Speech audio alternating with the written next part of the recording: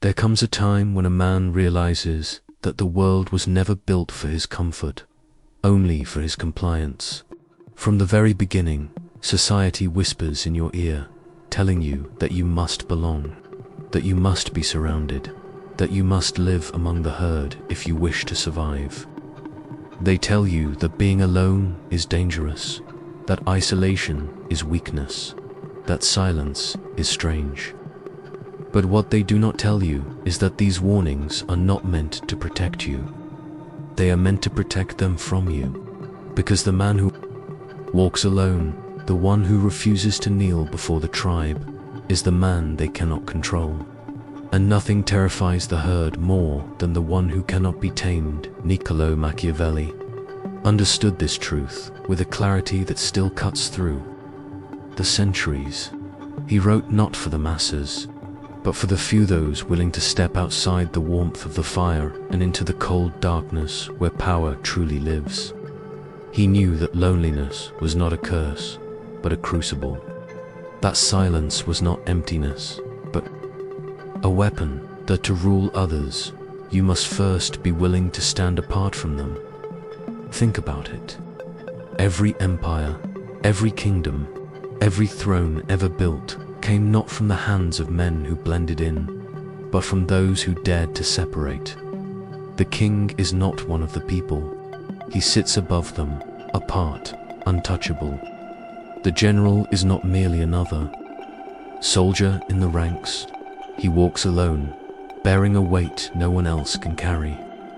The philosopher is not swallowed by the chatter of the marketplace. He withdraws so he can see what others are too blind to notice. The masses do not want you to know this. They will say, "Why are you so quiet? Why are you so withdrawn? Why don't you join us?" They will say these things because they cannot stand the mirror you hold up to their lives. Your silence reminds them how noisy and fragile they are. Your solitude exposes how desperate they are for constant validation. Your refusal to kneel to their rhythms shows them that they are not free, that they are chained to each other. This is why the lone wolf is feared, not because he is dangerous in numbers, but because he is dangerous without them. When the herd loses its group, it loses its strength. But when the wolf loses its pack, it discovers its true nature. A predator needs no applause. A predator does not beg to be understood. He moves when he must, and when he does, the world trembles. And this is the secret they never want you to learn. The man who embraces his solitude is not weak, not broken, not an outcast. He is untouchable. Because once you stop fearing being alone, no one can use loneliness against you. They can exile you. They can isolate you. They can whisper that you are strange, but they cannot break you. You have already mastered the art of standing alone. Look at history. Look at the great men who shaped it. Marcus Aurelius wrote his most powerful reflections not in the roar of battle, but in the quiet of his tent, alone with his thoughts. He descended into madness because he saw truths the rest of the world could not bear. Truths that came to him in the silence of his solitude. Machiavelli himself, exiled from politics, cast out by those who feared him, wrote The Prince not surrounded by admirers, but alone in his study, wearing simple clothes, stripped of power, yet creating a book that would outlast every one of his enemies. What they thought was his punishment became his immortality. Do you see it now? Loneliness is not something to fear, it is something to wield. Because when you are alone, you are no longer pulled by the strings of others. No one dictates your tempo. No one feeds on your energy. No one drains your fire. You become a storm, contained within a single body, a force unshackled by the expectations of the many. Most people cannot bear silence. They cannot bear the sound of their own thoughts. They run to the noise of the crowd, to the chatter, to the meaningless distractions of life, because to be left alone with themselves is unbearable. But the dangerous man does not run. He walks into silence willingly. He lets the loneliness bite, sting, and cut away the weakness until only the steel remains. This is why the loner carries an aura that the social man will never possess. Walk into a room and you can feel it. Most people chatter, laugh, nod, and bow, desperate to be liked. But the loner enters differently. He does not rush to explain himself, to win approval, to fit in. He simply exists, and the air shifts. People wonder, why is he so calm? Why does he not need us? What does he know that we don't? Mystery begins to form, and with mystery comes fear. With fear comes respect. Do not misunderstand. To be a loner is not to reject the world. It is to dominate it on your own terms. The man who can stand alone can walk into any room, any crowd, any empire, and leave unchanged. He does not adapt to others. They adapt to him. That is the essence of Machiavellian. Power not to be shaped, but to shape. Not to follow, but to bend the frame until others submit. You see, society thrives on dependency. They want you to need the group. They want you to need validation. They want you to need approval. Because the man who needs is the man who can be controlled. But the man who doesn't need, the man who is perfectly fine in silence, perfectly fine walking alone, is the one they can never touch. He becomes a ghost to their manipulations, a shadow to their games. And here is the paradox that drives them mad. The loner, who does not seek the crowd, ends up attracting it. People are drawn to strength. They cannot resist the gravity of someone who does not bend. They call it charisma, they call it presence, but it is simply the aura of a man who has no fear of being alone. When others talk, he listens. When others rush, he waits. When others defend, he remains still. And in that stillness, he wins battles no words could ever win. Picture this. You're at a gathering, and someone tries to bait you with an insult. Most men will laugh nervously or scramble to prove themselves. But you come, silent, unbothered, simply let the words hang in the air. You do not react, you do not defend. And suddenly the silence becomes unbearable, not for you, but for them. They start to look weak, insecure, desperate. You have flipped the frame without moving a muscle. That is the power of the loner. He does not need to fight for the frame. He is the frame. When you reach this state, you no longer fear exile. You no longer fear rumors. You no longer fear judgment. Because you know that your worth is not given by the crowd. It is forged in solitude. This is why Machiavelli said it is better to be feared than loved, if you cannot be both. Because fear, respect, and power flow from a man who is untouchable. And untouchability begins with solitude. They will call you cold. They will call you arrogant.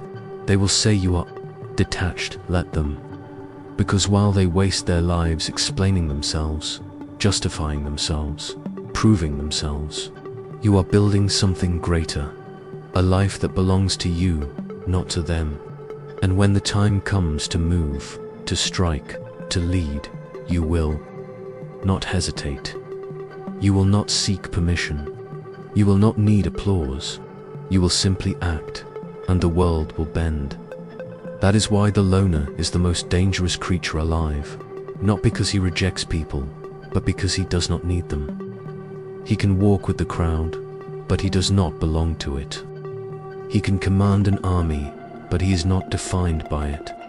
He can love, but he is not destroyed if love vanishes. This kind of independence is terrifying to those who cannot imagine surviving without constant noise and validation. And so they will label you strange, difficult, dangerous. where those labels, like armor, they are proof that you are no longer one of them. You are beyond them. The world will never stop trying to drag you back into its noise, into its distractions, into its endless games. But remember this: power does not come from blending in. It comes from standing apart, from embracing the silence, from letting solitude sharpen you until you become a blade that cuts through every frame, every lie, every chain that the herd tries to bind you with. This is only the beginning. Solitude is not the end of the road, is the beginning of mastery. And those who walk it will discover what the crowd never will, that the man who learns to stand alone becomes the man no one can ever stand against.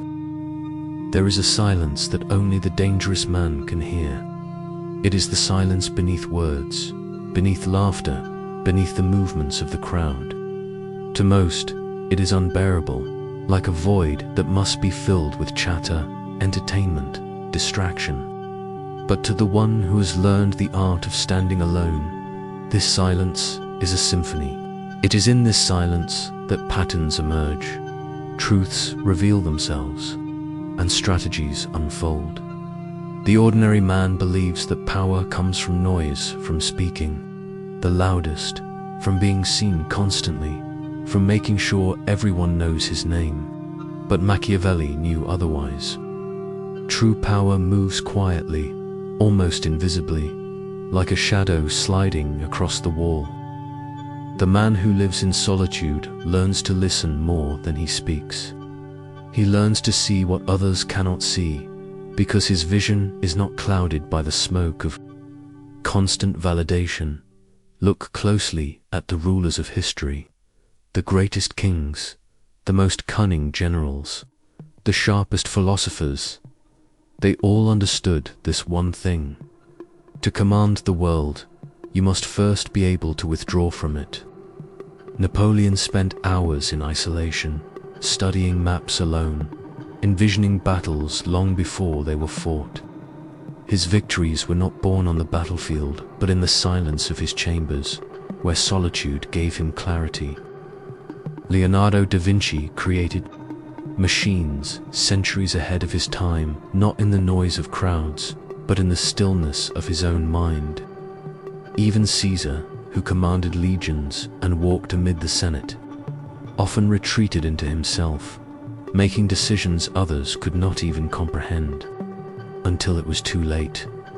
The crowd despises this ability because they cannot imagine it. They want everything to be shared, every thought to be voiced, every plan to be public. They confuse openness with honesty, chatter with wisdom, inclusion with strength. But Machiavelli warns: the man who speaks too much, who shows too much, who surrounds himself too much, exposes himself to death by 1,000 cuts. Every word can be twisted, every presence diluted, every dependence exploited.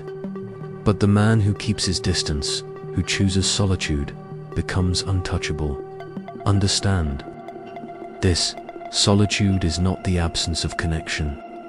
It is the weaponization of independence.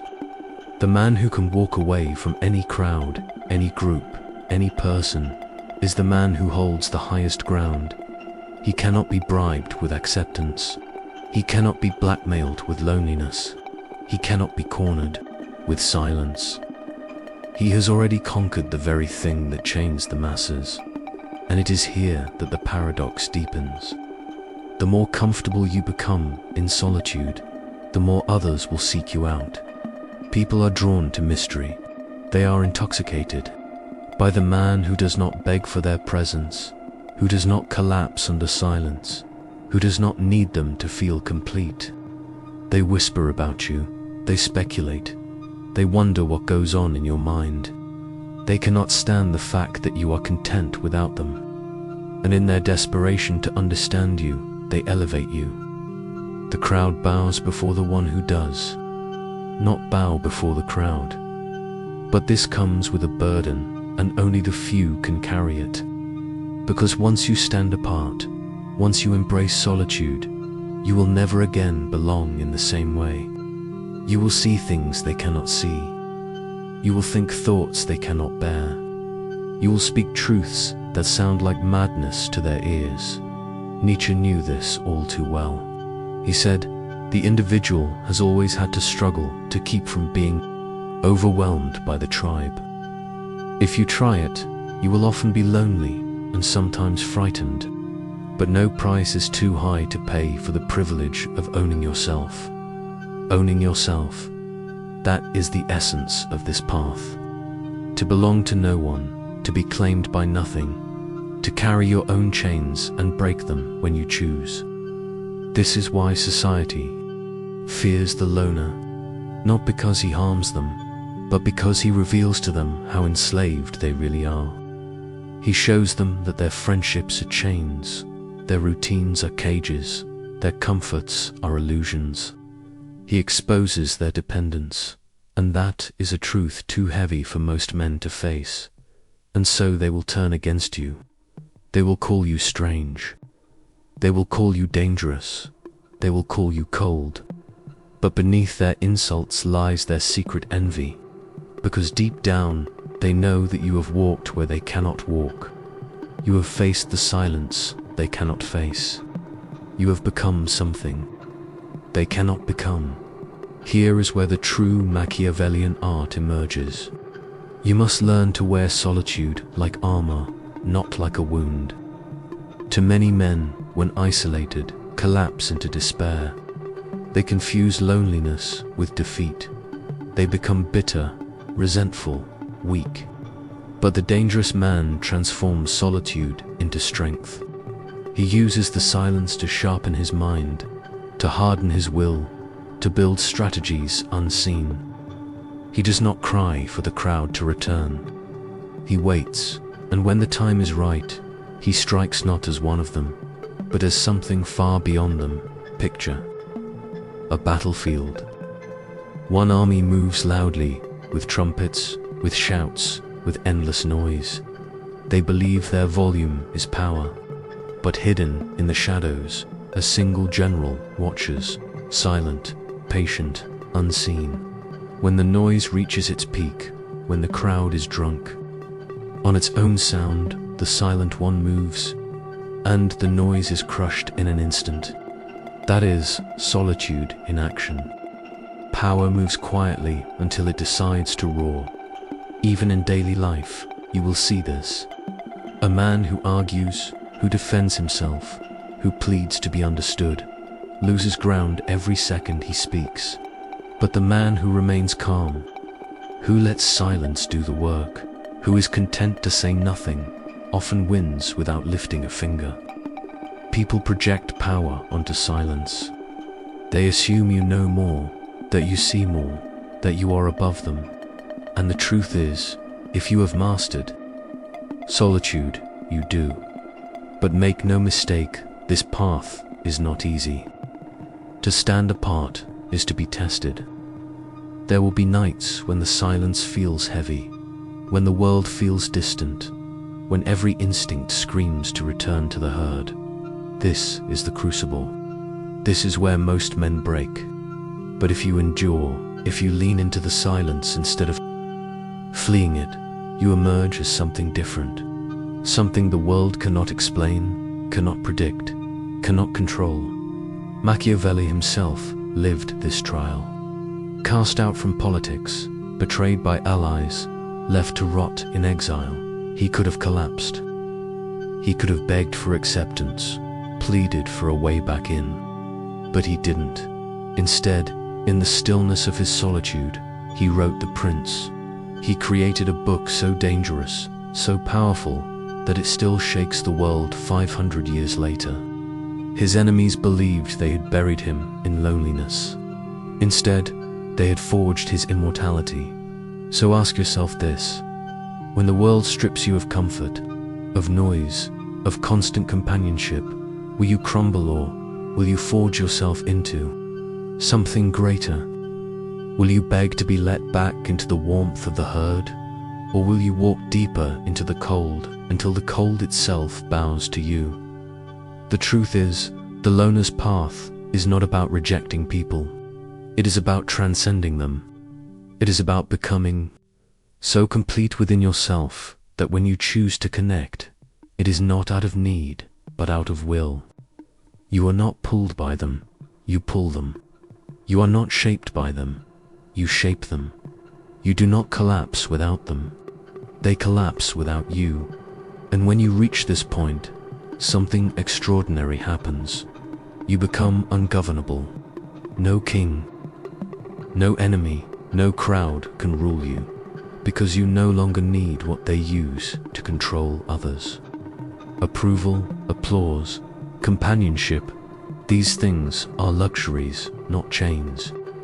You can walk away from them at any moment, and that makes you the most dangerous man alive. The herd will never understand this. They will continue to chase noise, to drown in distraction, to beg for validation. Let them. Their lives will remain small, predictable, weak. But if you embrace this path, if you embrace the silence, the solitude, the exile will become something they cannot name, something they cannot resist, something they cannot destroy. You will become untouchable, and when the day comes that you decide to step into the light, to move among them, to command them, they will not even know why they follow you. They will not know why your words cut deeper, why your presence feels heavier, why your silence feels louder than their screams.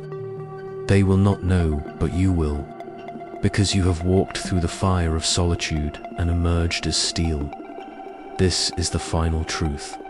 To stand alone is not to be empty. It is to be full of clarity, of strength, of vision.